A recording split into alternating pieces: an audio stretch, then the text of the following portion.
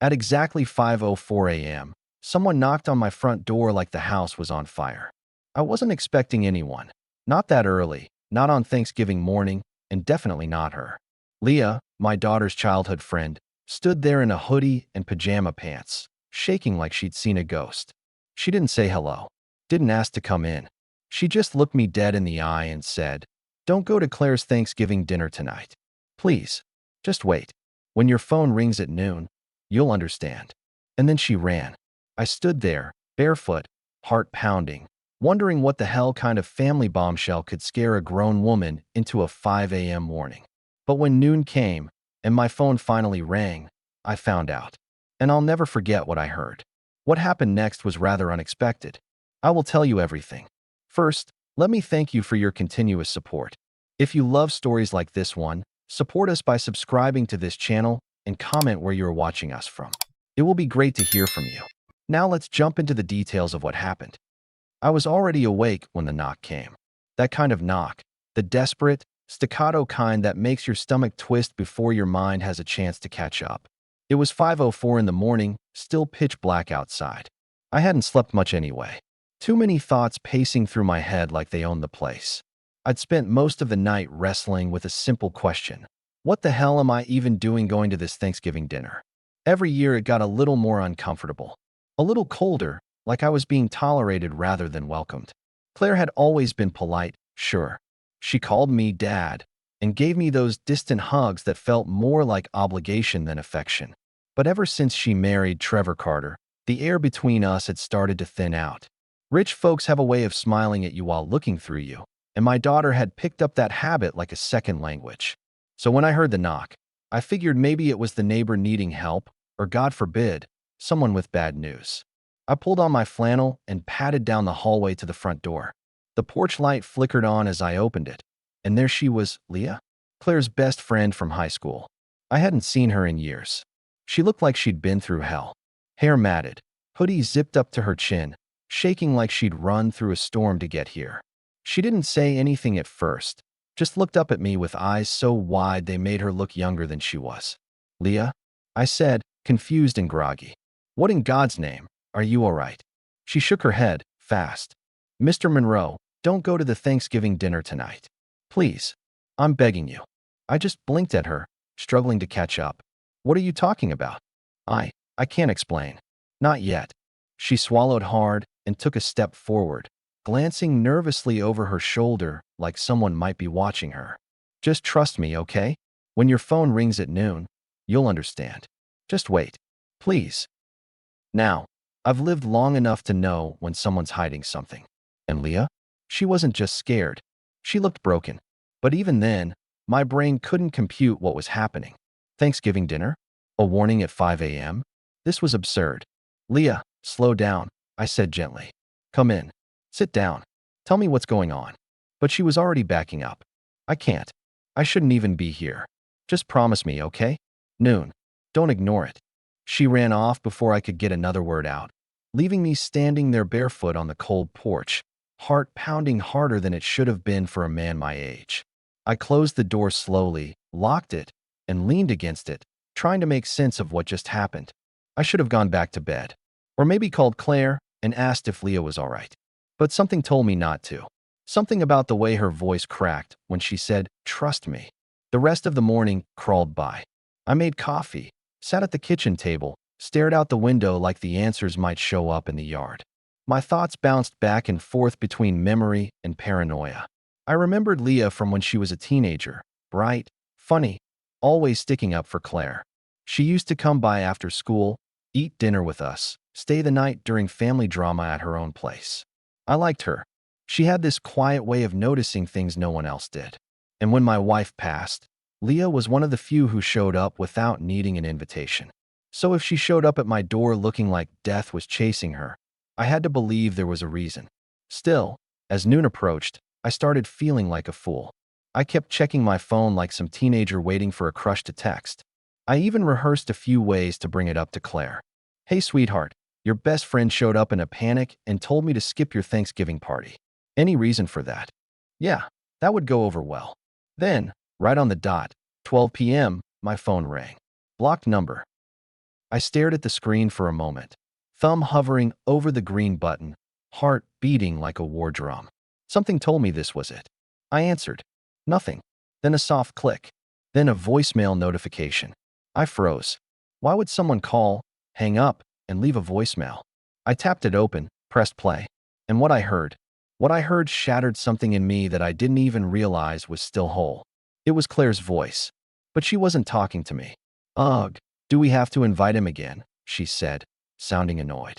I swear to God, Trevor, if I have to sit through another one of his stories about how things used to be, I'm gonna lose it. Trevor chuckled in the background. Babe, we already sent the invite. Let him come. It's one day. And besides, he lowered his voice to a mocking whisper. We'll finally give him that surprise, remember? Claire laughed. Laughed. All right. The gift. God, that's going to be hilarious. He's going to be so confused. I almost feel bad. But he's just, ugh, so needy. Like he expects us to throw him a bone every holiday. I felt like I'd been kicked in the gut. The words kept playing, but my ears were ringing. Claire, my daughter, the same little girl who used to cry when I left for work in the morning, who I carried on my shoulders through every parade, every county fair. The same girl who clung to my arm the day we buried her mother. And now here she was, mocking me, plotting something cruel, laughing about it. When the voicemail ended, I just sat there, phone in my hand, world crumbling in my chest. This couldn't be real. But it was. She'd said it. I'd heard it. I didn't cry. Not right away. I just sat at the table, frozen, like my whole body had gone numb. You think betrayal would feel sharp, like a stab, but it didn't. It felt dull, like the slow erosion of something sacred, like rust on a lock that used to guard something beautiful. I thought about every Thanksgiving since her marriage. How I sat at that table, smiled through Trevor's smug jokes, pretended not to notice how Claire barely looked at me anymore. I chalked it up to life, stress, motherhood. I gave her grace, again and again. But now I saw it for what it was, contempt dressed in civility. And somehow Leah knew. Somehow, she knew this would happen. I stood up, slowly, legs trembling, walked over to the living room window and looked out at the world. It was still, cold, leaves crunching in little swirls across the yard. A squirrel darted across the driveway. Life, indifferent as ever. I grabbed my coat, keys, and that old photo of Claire when she was 7, missing her front teeth, hugging a teddy bear, grinning like the world was simple. I stared at it for a long time before putting it face down on the coffee table. Then I called Leah. She picked up on the first ring. You heard it, she said. Not a question, a statement. Yeah, I whispered. I heard it. And just like that, the man I'd been that morning, the hopeful father, the grateful guest, was gone. Only the storm remained. I didn't sleep the rest of the day. Didn't need either. The voicemail kept echoing in my head like a radio left on in an empty room. Claire's voice, so familiar, so cold, looped over and over, picking at old wounds I didn't know were still open.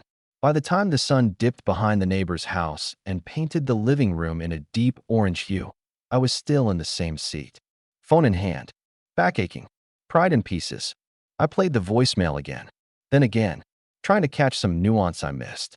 A pause, a hesitation, something that might make me believe she didn't mean it. But there was nothing. No stammer, no regret, just laughter and contempt. You were never a real father anyway. I'd spent my whole life working with my hands. Calloused knuckles, grease under the nails, proof that I'd earned every dollar I ever brought home. I wasn't a perfect man, but I'd damn well been a present one. I never missed a school play. I taught her to ride a bike, held her hand when she broke her arm. I taught her how to change a tire. I was there, but it wasn't enough, apparently. Not for her. Not for the version of her that married into money and now saw me as a punchline. And the worst part? She didn't even try to hide it. I called Leah at 12:23 p.m., right after the voicemail finished playing. She answered so fast I wondered if she'd been watching the clock like I had. You heard it, she said again, soft and resigned. Yeah, I replied. My throat felt raw, like I'd been yelling, even though I hadn't said more than 5 words all morning. There was a pause, then a sigh. I'm sorry. I didn't want you to find out that way. How did you know she? I couldn't finish the sentence. She took a breath. I was at their house 2 nights ago. Claire invited me over for wine. You know, the usual fake catch-up she does before big events. I went because, well, I thought maybe she still had some of that old heart left. I was wrong. I didn't interrupt. I let her talk. I was in the kitchen, she continued, and I overheard her talking to Trevor in the den. They were planning this stupid Thanksgiving surprise, some humiliating joke. They were laughing about how you still wear that beat-up flannel like it's a designer jacket, and how you eat like it's your last meal every year. Trevor called you a charity case, David. I clenched my jaw so tight I thought I might crack a molar. And then Claire, Leah hesitated. She said you were a seasonal burden, that the only reason they invited you was to look generous in front of Trevor's parents. Said this year, they'd finally make sure you didn't come back. I didn't realize I'd stood up until I heard the chair legs scrape against the floor. What's the joke? I asked. My voice came out steady, but low. Too low. They made a fake GoFundMe page, she whispered. Printed flyers. They're gonna gift you the first donation as your Thanksgiving present. Claire thought it was hilarious. She said maybe you'd finally take the hint. That was it. That was the moment something inside me snapped. I spent the next hour pacing my living room, each step a conversation with myself. Don't go, the rational part of me said. Walk away. Let them have their dinner and their cruelty. But there was another part, an older part. The part that had worked 16-hour shifts to keep the lights on. The part that had swallowed pride every time Claire forgot Father's Day. The part that loved her, yes, but also the part that now saw the truth. They wanted to make me small. They wanted a performance. The sad old dad with nothing to offer. The punchline. And I'd be damned if I gave them that. Around 2 p.m., I drove to the bank and requested a certified copy of a document I never thought I'd need to use. It was the trust agreement I'd set up 6 months ago, quietly, privately, for my granddaughter, Amelia. Claire never knew. I'd been putting away bits of my pension and the proceeds from selling my house when I downsized. Amelia was the only one in that family who still looked at me like I mattered. Then I stopped by the office of a friend, Marcus, a lawyer I met through the mechanic shop years ago. He owed me a favor. I asked him to notarize a transfer letter and write a cover note explaining the trust in plain English. He glanced at the documents and raised an eyebrow. This for Claire? No, I said. It's for her daughter. He stared at me a beat longer, then nodded. I'll make sure it's ironclad. By the time I left Marcus's office, the sun had started to set. The sky was a blend of bruised blues and blood orange. Fitting. I went home, ironed my best button up, and pulled out my boots, the nice ones I'd only worn to Amelia's christening. I shaved, not because I wanted to impress anyone, but because I refused to walk into that house looking like what they thought I was. And then I did something I hadn't done in years. I opened the drawer in my nightstand and pulled out my late wife's locket. I tucked it into my breast pocket. She would have wanted me to stand tall. By 5:45 p.m., I was in the driveway of Claire's house. Leah was already there, waiting by the curb. She didn't say anything, just handed me an envelope with a quiet nod. Just in case you want backup, she said. I printed the voicemail transcript. I looked at her, really looked at her, and for a moment, I felt something like comfort. Not peace, not yet, but the kind of quiet that comes before a storm when you know you're ready to face it. You sure you want to come in? I asked. She nodded. I wouldn't miss it. As I stepped up the walkway, I could hear the muffled sound of laughter, glasses clinking, some generic jazz playing over speakers. The house smelled like turkey and wine and expensive candle wax. I rang the bell. Claire answered the door. She froze for half a second, just enough to register surprise, then plastered on that tight-lipped smile she always used when she wanted to appear gracious. Dad, you made it, she said, hugging me lightly, already looking past me. I smiled back, but it wasn't the warm kind. I wouldn't miss it, I said. Not for the world. When I stepped inside Claire's house, I immediately felt like a trespasser in my own daughter's life. Everything gleamed. Not lived in, not cozy, just expensive. White marble floors. An oversized chandelier glittering above the foyer. The place smelled faintly of roasted rosemary turkey and artificial vanilla. But under that, I caught the colder scent of disinterest. I wasn't meant to belong here. I never was. Drinks are in the kitchen, Claire chirped, guiding me toward the laughter in the dining room. Her tone was sugary enough to rot teeth, but I caught the flicker of tension in her jaw. She hadn't expected me to show up. Good. I glanced behind me. Leah followed silently, keeping close, her face composed but eyes alert. She was watching Claire like a hawk. We both knew the game wasn't over. It hadn't even started. The dining room was already full.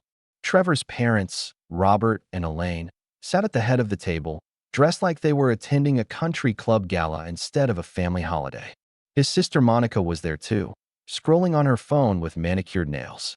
A few of Trevor's friends, most of them finance bros I couldn't name, were sipping wine and snickering about some market crash that didn't touch any of their portfolios. Trevor stood at the center of it all, wine glass in hand, like he owned the room. And maybe he did. Hell, maybe he even owned Claire at this point. She laughed too loudly at his jokes, nodded when he spoke like he was handing down commandments. Then he saw me. His smile tightened. David, look who made it. I walked in slowly, meeting his gaze, saying nothing. Just nodded. I took the empty seat at the far end of the table, next to Amelia.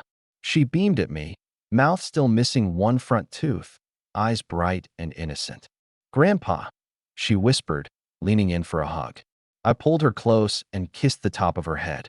Hey, Pumpkin, you keeping this family from falling apart? She giggled. I tried to make mashed potatoes, but Mom said no. Her loss, I said with a wink. You'd have nailed it. She smiled like I'd just handed her the moon. That smile, that was the only reason I stayed. Dinner began with toasts. Trevor stood first, of course. I just want to say how thankful I am for all of you, he said, raising his glass. For success, family, and he glanced down the table at me, being surrounded by people who know when to pass the torch to the next generation. A few chuckles. Claire smiled tightly. I sipped my water. Then Claire stood. And I'd like to thank my amazing husband for carrying so much this year. Hosting this dinner, keeping our household running. He's been the rock. Elaine clapped lightly. Robert cleared his throat like he was already bored. Trevor grinned. Oh, come on. I'm just doing my part. But tonight, I've got a little surprise. Something lighthearted. Because what's Thanksgiving without a little fun, right? I felt it coming. The silence that followed was brief, but electric. Claire gave me a side glance, eyes flicking to the sideboard where a silver-wrapped box waited. Her fingers tapped against her wine glass rhythmically. Leah sat upright beside me, reaching into her purse without drawing attention.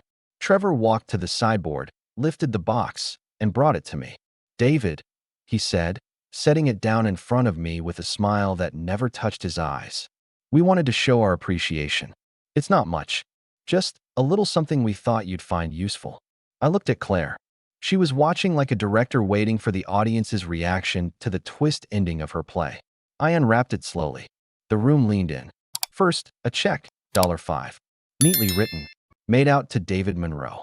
Underneath it, a printed flyer. Bright red lettering. Help Grandpa Dave, retirement fundraiser.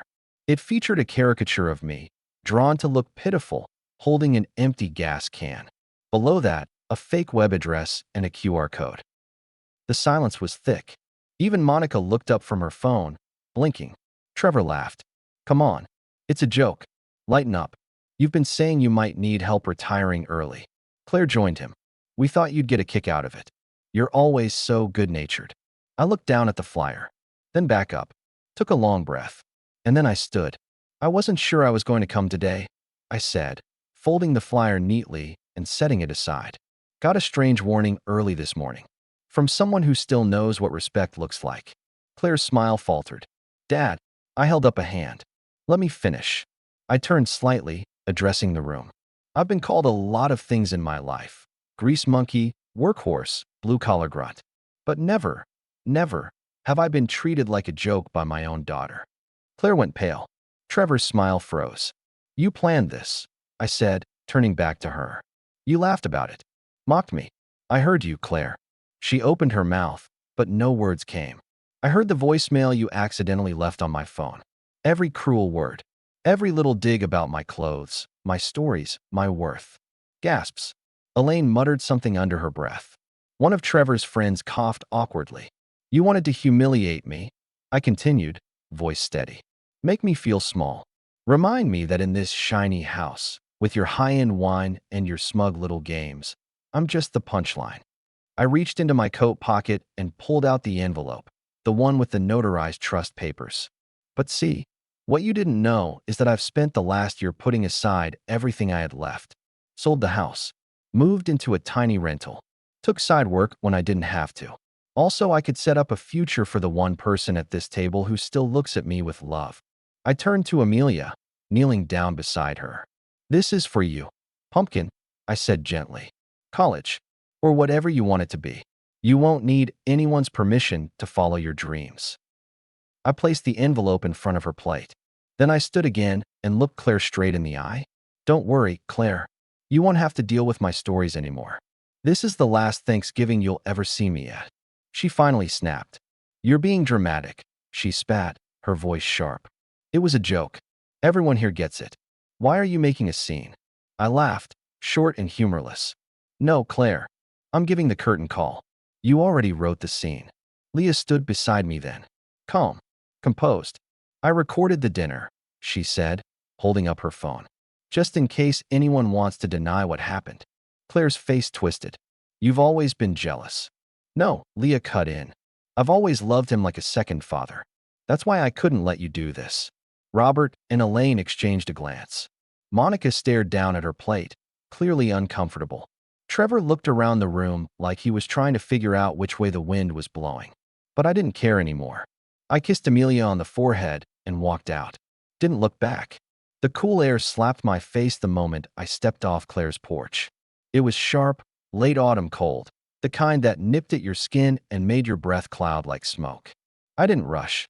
I walked slowly, deliberately, each step down the path feeling like a release.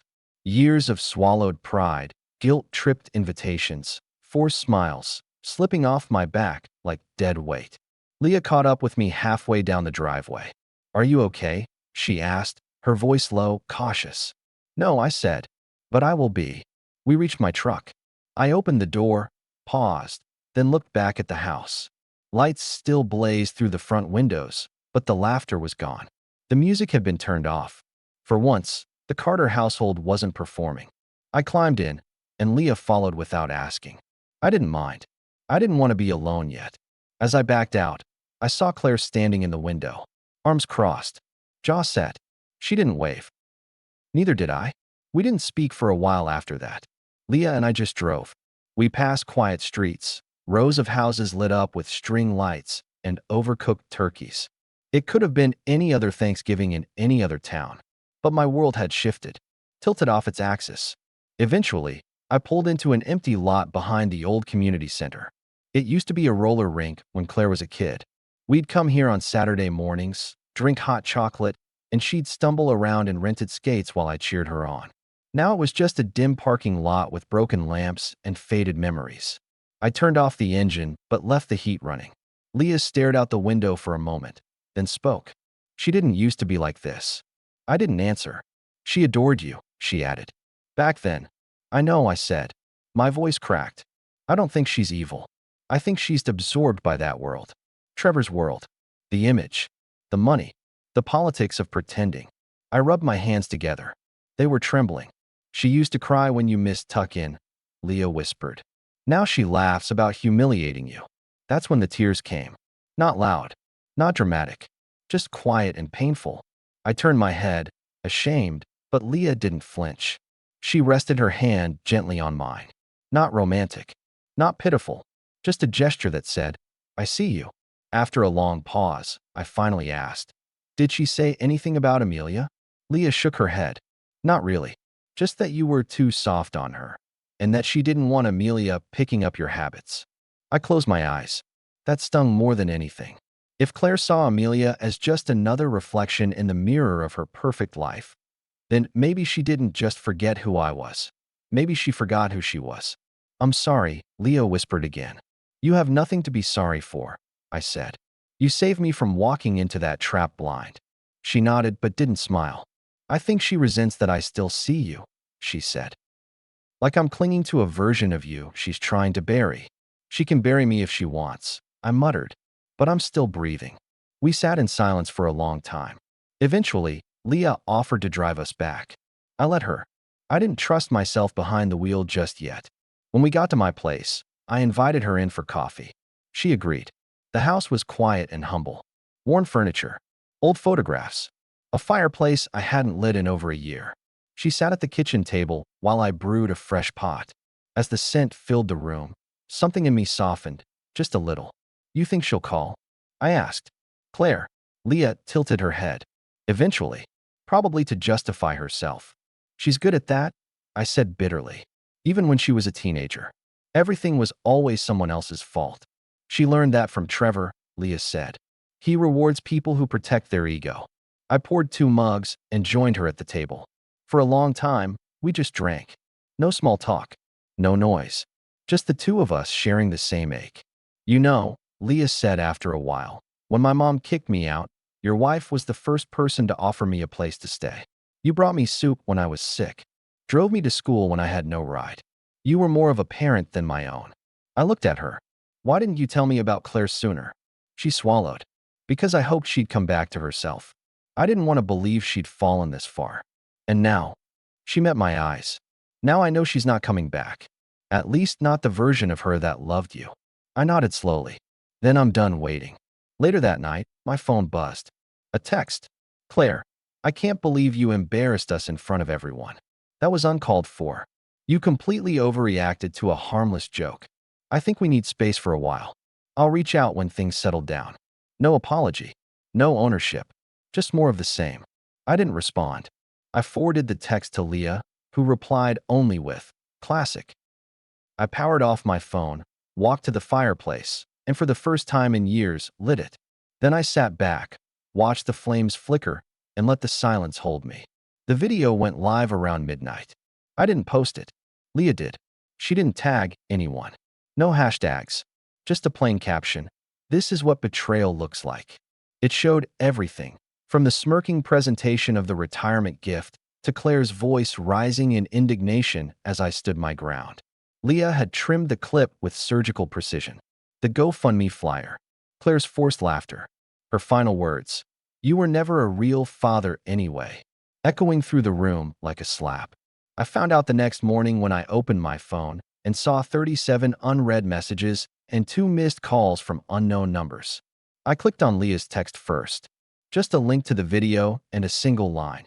It's already at 12,000 views. I clicked it. There I was, on screen, quiet but steady. Claire's face twisted into something unrecognizable. The room filled with stunned silence. And then me, calmly handing Amelia the trust envelope and walking out. It was surreal, like watching a movie I didn't remember starring in. And beneath it, comments. Hundreds, then thousands. That man deserves a standing ovation. Claire is pure evil, who humiliates their father like that.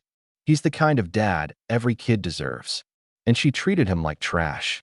The way he gave everything to the granddaughter? Legend. Some bridges need to burn. This one lit itself. I sat at the table, phone in hand, reading comment after comment until my vision blurred. I wasn't proud. Not exactly. But I wasn't ashamed either. The truth had been seen. That mattered. Then the calls started coming in. At 10:17 a.m., Claire called. I stared at the screen for 5 full rings before answering. Her voice came through sharp and panicked. Dad, what the hell is this? Why would Leah post that? Why would you let her? She didn't need my permission, I said flatly. You humiliated me, she snapped. Do you have any idea how this makes me look? I almost laughed. Claire, you did that all by yourself. She was breathing hard, like she'd been crying or screaming. Trevor's parents saw it. Monica saw it. Trevor's boss saw it. He's furious. This is not just about you anymore. You made a scene. No, I said slowly. I told the truth. She paused. You're punishing me. You've always done this. You pull away when things don't go your way. No, I repeated. I pull away when people treat me like I don't matter. Her voice cracked. You don't understand how much pressure I'm under. Claire, I interrupted. For once, I don't care. Silence. Heavy and jagged. I don't want to talk about this again, she finally said. If you want to be in Amelia's life, we'll need to set clear boundaries. And you'll need to apologize. I blinked. Apologize? I said slowly. You want me to apologize? For making a private family moment go viral, she hissed. I didn't yell. I didn't curse. I just exhaled. Long tired. I'm done, Claire, I said. I'll speak to Amelia when she's old enough to reach out on her own. But you and I? We're finished. Dad, I hung up. And for the first time since my wife passed, I felt peace. That weekend, things escalated. The video crossed 250,000 views. Then 500,000. Then 1 million. People began stitching it, reacting with shock, support, even their own stories of family betrayal. Leah started getting messages from people thanking her for posting it. And me? I got letters, handwritten ones. Some from men my age, telling me they'd swallowed hurt for too long. Some from young people who wished their own fathers had fought for their dignity the way I did. One man wrote, "You walked out like a king. I walked out too, after 20 years of disrespect.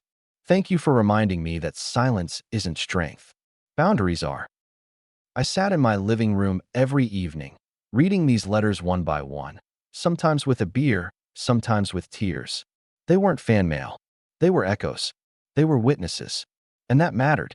But not everything was comforting. Elaine, Trevor's mother, called me on Monday. "David," she said stiffly, "I don't condone what Claire and Trevor did. But airing it like that? You've embarrassed this family." "It was already embarrassing," I replied. "The only difference now is that other people saw it." She huffed.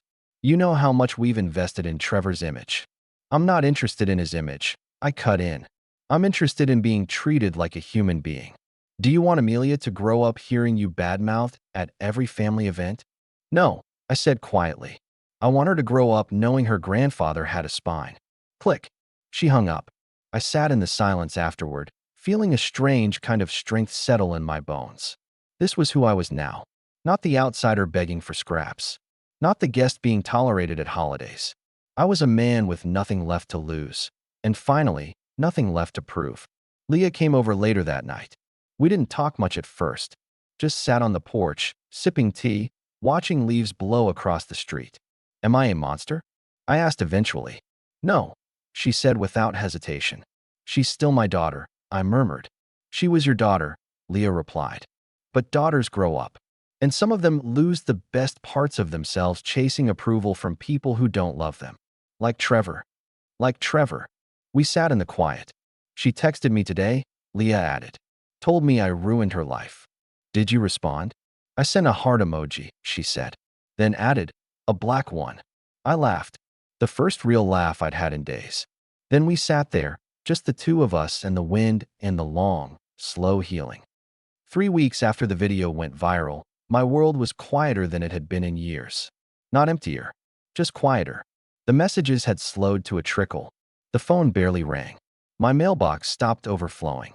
Even Leah, who still stopped by every few days, seemed calmer now, like the storm had blown through and left something gentler in its wake. I hadn't heard from Claire since that last phone call. Not one text. Not a voicemail. Not even a passive-aggressive comment sent through someone else. She disappeared from my world, and I didn't chase her. It hurt. Of course it hurt. You don't raise someone for 25 years, walk them down the aisle, help them move house 3 times, hold their hand at a funeral, and then feel nothing when they sever the tie. But pain doesn't always mean regret. And what I felt now wasn't regret. It was clarity. Some fires aren't meant to be put out. They burn away what's rotten. And when the smoke clears, you can finally breathe. I spent Thanksgiving weekend repainting the garage. Not because it needed it, just because I needed something to do with my hands. The repetitive motion of rolling paint onto old wood was meditative. It reminded me of simpler times. Times before I knew what my own child was capable of. Leah helped. She brought beer and a Bluetooth speaker and played soft music while we worked in comfortable silence. She didn't ask how I was doing. She didn't need to. Around midday, we took a break. Sat on overturned paint buckets with cold drinks and leftover turkey sandwiches. She looked at me for a long time before she finally said, "You did the right thing, David." I nodded, but said nothing. "You know that, right?" "I do," I said. "But knowing doesn't make it easier." "No," she agreed. "But it makes it worth it." That Sunday, I drove to the cemetery. It had been a while since I visited my wife's grave. Too long, if I'm honest. I brought fresh chrysanthemums, her favorite, and a small thermos of coffee. Just like I used to on cold mornings when we worked side by side in the yard. I knelt down, brushed the leaves off her name. I did what you'd have told me to do, I said softly. I stood up. I walked away. The wind answered with a gentle gust. She's gone, I whispered. Claire. Or at least the version we raised. I don't know who she is anymore. I sat there for a long time, the thermos cooling beside me, the flowers swaying in the breeze. I left everything to Amelia, I said. She still sees me.